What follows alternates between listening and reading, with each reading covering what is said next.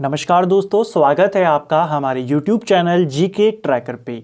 देखिए फ्रेंड्स, आज के इस वीडियो में हम बात करेंगे जो हमारी एक सीरीज़ है उत्तराखंड विंसर ईयरबुक सीरीज़, जिसमें हम पूरी विंसर ईयरबुक के नोट्स कवर कर रहे हैं।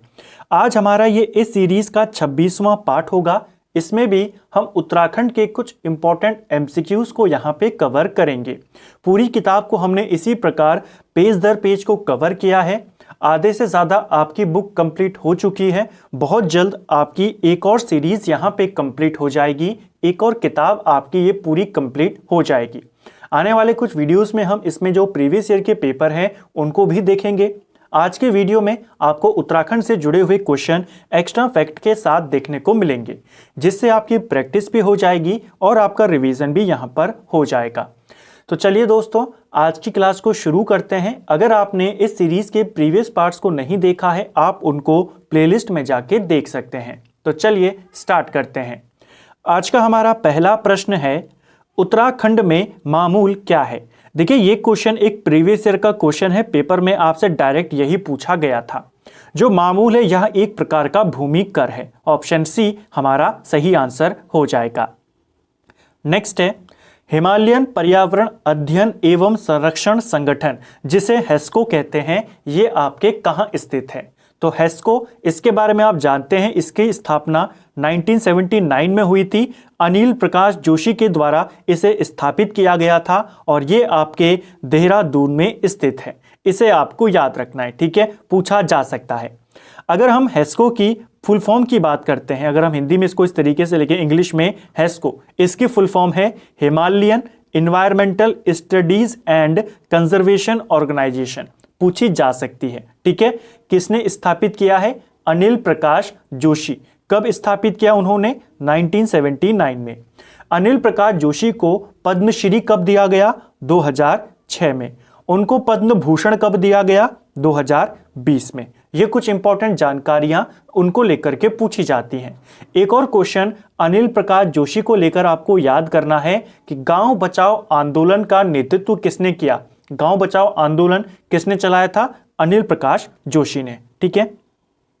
नेक्स्ट है हमारा, क्षेत्रफल की दृष्टि से न्यूनतम और अधिकतम जनसंख्या घनत्व वाले जनपद के सही युग्म क्या हैं? यानी सबसे कम जनसंख्या घनत्व कौन से जिले में है? आप जानते हैं सबसे कम जनसंख्या घनत्व आपके उत्तरकाशी में है। कितना है उत्तरकाशी का? 41 है, ठीक है। सबसे ज्यादा कहां पर है? सबसे ज्यादा जनसंख्या घनत्व आपके हरिद्वार में है। कितना है यहाँ का? 801 है। तो सही आंसर हो जाएगा उत्तरकाशी और हरिद्वार। उत्तरकाशी का आपसे डायरेक्ट नंबर पेपर में पूछा गया था कि उत्तरकाशी का जनसंख्या घनत्व कितना है, तो इसे आपको याद करना है। कल की वीडियो में मैंने आपको बोला कि जनसंख्या में देहरादून नंबर 1 पर है, उसको करेक्शन करना। अगर जनसंख्या में पूछेगा, नंबर 1 पे आपका हरिद्वार आता है, ठीक है। सबसे कम जनसंख्या वहां रुद्रप्रयाग आता है। दशकीय वृद्धि दर में सबसे ऊपर आपका उधम सिंह नगर आता है और दशकीय वृद्धि दर में सबसे कम पे आपका पौड़ी आता है, ठीक है। इसी प्रकार लिंग अनुपात में सबसे ऊपर आपका अल्मोड़ा आता है और सबसे नीचे हरिद्वार आता है। साक्षरता में पहले नंबर पर है देहरादून और अंतिम नंबर पर है उधम सिंह नगर, ठीक है। नेक्स्ट है, निहत्थे पख्तून भाइयों के अहिंसक सत्याग्रही जुलूस पर गोली चलाने से इनकार कर दिया था। बहुत बार हम इसके बारे में बात कर चुके हैं। पेशावर कांड के नाम से इस घटना को जाना जाता है, जिसके नायक थे वीर चंद्र सिंह गढ़वाली, ठीक है। 23 अप्रैल 1923 को, ठीक है, 23 अप्रैल 1930 में जो आपका पेशावर का किस्सा खानी बाजार था, वहां पर जो अफगान थे वो प्रदर्शन कर रहे थे, जिनका नेतृत्व खान अब्दुल गफ्फार खान कर रहे थे। वहीं पर गढ़वाल राइफल्स तैनात थी और एक अधिकारी था, ब्रिटिश अधिकारी, जिसका नाम था रिकेट, कैप्टन रिकेट। कैप्टन रिकेट गढ़वाली को आदेश देते हैं गोली चलाने का। ये गोली चलाने से मना कर देते हैं। तो ये इसी घटना को पेशावर कांड बोला जाता है। कुछ इंपॉर्टेंट व्यक्तियों के नाम पूछे जाते हैं इस घटना को लेकर के। नायक पूछेगा चंद्र सिंह गढ़वाली। जो आंदोलन चल रहा था उनका नेता कौन था? खान अब्दुल गफ्फार खान। गोली चलाने का आदेश किसने दिया? कैप्टन रिकेट ने। उसके बाद इनको और इनके साथियों को गिरफ्तार कर लिया गया। इन पर देशद्रोह का मुकदमा चला। इनका केस किसने लड़ा? बैरिस्टर मुकुंदी लाल ने। ठीक है, और इस घटना से, जो ये पेशावर कांड की घटना हुई थी 23 अप्रैल 1930 में, इस घटना से प्रभावित होकर देश में गढ़वाल दिवस मनाने की घोषणा किसने करी? मोतीलाल नेहरू ने। तो इसको भी आपको याद करना है। ठीक है, नेक्स्ट है, उत्तराखंड में पलायन आयोग की रिपोर्ट में सबसे अधिक वीरान गांव किस जनपद में है? देखिए, पलायन आयोग की अगर हम बात करते हैं, ये आपके 2017 में बना था और इसका जो हेडक्वार्टर है ये पौड़ी में है और सबसे ज्यादा वीरान गांव भी आपके पौड़ी में है। ऑप्शन बी सही आंसर हो जाएगा। उत्तराखंड राज्य का पहला एग्रो प्रोसेसिंग क्लस्टर, जिसे श्रीदेव सुमन एग्रो प्रोसेसिंग क्लस्टर यानी कि श्रीदेव सुमन के नाम पर है, कहां स्थापित किया जा रहा है? तो राज्य का पहला एग्रो प्रोसेसिंग क्लस्टर ये आपके टिहरी में है। ऑप्शन डी नौथा गांव टिहरी में इसे बनाया जा रहा है। 20 मार्च 2017 को नैनीताल हाईकोर्ट ने अपने एक ऐतिहासिक फैसले में किसे वैधानिक प्राणी का दर्जा नहीं दिया है? देखिए, नैनीताल हाईकोर्ट ने 2017 में गंगोत्री ग्लेशियर, गंगा नदी और यमुना नदी को एक वैधानिक प्राणी का दर्जा दिया है। हेमकुंड को उन्होंने यह दर्जा नहीं दिया। ऑप्शन डी सही आंसर हो जाएगा।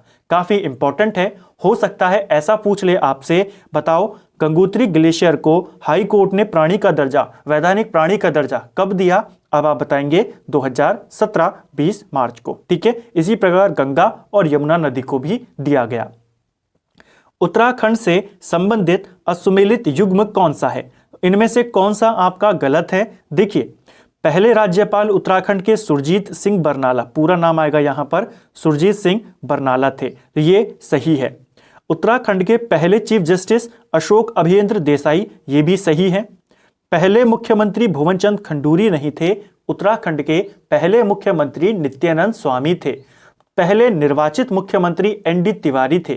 भुवनचंद खंडूरी उत्तराखंड के चौथे मुख्यमंत्री और दूसरे निर्वाचित मुख्यमंत्री थे। ठीक है, तो ये वाला गलत हो जाएगा।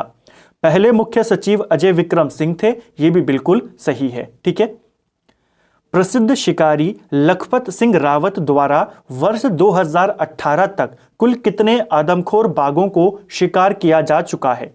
देखिए, लखपत सिंह रावत ये जो हैं ये पेशे से एक टीचर हैं, मास्टर हैं और इन्होंने कई सारे आदमखोर बाघों का शिकार किया है। अगर हम 2018 तक की गणना की बात करें तो इन्होंने अब तक 52 बाघों का शिकार किया है जो आदमखोर थे। ठीक है, और ये पेशे से मास्टर हैं, इसीलिए लखपत सिंह रावत को बंदूक वाले मास्टर जी के नाम से जाना जाता है। ये क्वेश्चन भी बन सकता है, बंदूक वाले मास्टर जी किसको कहते हैं? लखपत सिंह रावत को। ठीक है, क्वेश्चन बन सकता है। नेक्स्ट है, लर्नर हिंदी गढ़वाली अंग्रेजी शब्दकोश के लेखक कौन है? तो यहां जो शब्दकोश है आपका लर्नर हिंदी गढ़वाली अंग्रेजी पूछी जा सकती है। इसके रचयिता रमाकांत बेंजवाल और बीना बेंजवाल हैं। ऑप्शन सी सही आंसर हो जाएगा। नदियों पर रस्सियों के पुल बनाकर लोगों को नदी पार करवाने वालों को क्या कहते हैं? देखिए, नदियों पर रस्सियों का पुल बनाकर लोगों को नदी पार करवाने वाले लोगों को धुनार बोला जाता है। और एक क्वेश्चन इससे रिलेटेड है, आपसे पूछा जाता है कि पुरानी टिहरी को पूर्व काल में क्या बोला जाता था? हमने पढ़ा है पुरानी टिहरी को पूर्व में धुनारों की बस्ती बोला जाता था। इसको भी याद करेंगे। नेक्स्ट है, किस प्रसिद्ध सामंत को वंशी वादन के कारण आचरियों ने हरण कर लिया था? देखिए, आचरियों के द्वारा बंसी बजाने के लिए किसको हर लिया था? जो काफी सुंदर बंसुरी वो बजाते थे, इनका नाम था जीतू बगड़वाल। इनके पवाड़े भी गाए जाते हैं उत्तराखंड में। जीतू बगड़वाल जो पंवार राजा थे मानशाह, उनके सेनापति थे, उनके शासनकाल में थे और इनको कहा जाता है कि इनके बैलों सहित आचरियां हरकर ले गई थी। इनको याद करेंगे। ठीक है, सुशिर वाद्य यंत्र नहीं है, तो इनमें से कौन सा वाद्य यंत्र आपने बताना है? सुशिर वाद्य यंत्र नहीं है। सुशिर वाद्य यंत्र वो वाद्य यंत्र होते हैं जिनको फूंक मारकर बजाया जाता है। कौन कौन है? मशक बीन जो बैक पाइपर होता है आपका, वो एक सुशिर वाद्य यंत्र है। रणसिंगा ये भी एक आपका सुशिर वाद्य यंत्र है। इसके अलावा मुरली या बांसुरी अलगोजा इसी को कहते हैं, ये भी आपका सुशिर वाद्य यंत्र है। इसके अलावा एक और वाद्य यंत्र है इंपॉर्टेंट, जिसका नाम है मोचंग। मोचंग पशु चारकों के द्वारा बजाया जाता है, ये भी क्या है? एक सुशिर वाद्य यंत्र है। इनमें से कौन नहीं है? ढोर वाद्य यंत्र जो है ये आपका चर्म वाद्य यंत्र है। ठीक है, तो इसको याद करेंगे। चर्म वाद्य यंत्र में आपके ढोल, नगाड़ा, तबला, डफली, हुड़की और ढोर आता है। इसके अलावा एक और है धातु वाद्य यंत्र, इसमें आपकी बेड़ाई और मंजीरा आते हैं। तो ये क्लासिफिकेशन पूछा जाता है, कौन किस प्रकार का है याद करेंगे। इंपॉर्टेंट ज्यादा चर्मवाद और सुशिरवाद है। ठीक है, नेक्स्ट है सुमेलित नहीं है। तो इनमें से क्या सुमेलित नहीं है? चलिए उनको देखते हैं। बगड़ किसे कहते हैं? नदी के निक्षेपण से बना स्थान उसे बगड़ बोला जाता है। तो ये आपका सही है। ठीक है, जो बगड़ शब्द होता है पहाड़ों में नदियों का जो किनारे वाला समतल इलाका होता है, उपजाऊ भूमि होती है, उसको बोला जाता है। ठीक है, इसको याद करेंगे। और ऊखड़ क्या होता है? ऊखड़ असंचित क्षेत्रों को बोला जाता है। तो ये भी यहां पर सही है। जो उत्तराखंड में असंचित क्षेत्र हैं उन्हें ऊखड़ या ऊसर बोला जाता है। सेरा की बात करें, सेरा क्या है? तो सेरा यहां पर आपको गलत दिया है। सेरा जो सिंचित भूमि होती है उसी के लिए सेरा शब्द का इस्तेमाल होता है। तो ये वाला ऑप्शन आपका सुमेलित नहीं है। राजबाटो आम रास्ता को बोलते हैं, ये भी आपका सही है। नेक्स्ट है अल्मोड़ा मुद्राएं किस राजवंश की हैं? देखिए, अल्मोड़ा मुद्राओं की अगर हम बात करते हैं, अल्मोड़ा मुद्राओं का संबंध कुडिंद राजवंश से है। ऑप्शन सी सही आंसर हो जाएगा। कुडिंद वंश के इतिहास का एकमात्र स्रोत इनकी मुद्राएं हैं। ठीक है, इनकी मुद्राओं में किस लिपि का इस्तेमाल हुआ है? तो इनकी मुद्राओं में ब्राह्मी और खरोष्ठी लिपि का इस्तेमाल हुआ है। कुडिंदों की मुद्राएं किसकी बनी है? तो ये ताम्र और रजत की बनी है। इसको याद करेंगे। कुडिंद वंश जो था उत्तराखंड पे शासन करने वाला पहला राजनैतिक वंश है। इसको भी आपने याद करना है। उत्तराखंड पर शासन करने वाला पहला राजनैतिक वंश कौन है? कुडिंद राजवंश। कुडिंदों को महाभारत में द्विज बोला गया है। यह क्वेश्चन भी बन सकता है। महाभारत में कुडिंदों को क्या बोला है? द्विज। और कुडिंद राजा को क्या बोला है? द्विज श्रेष्ठ।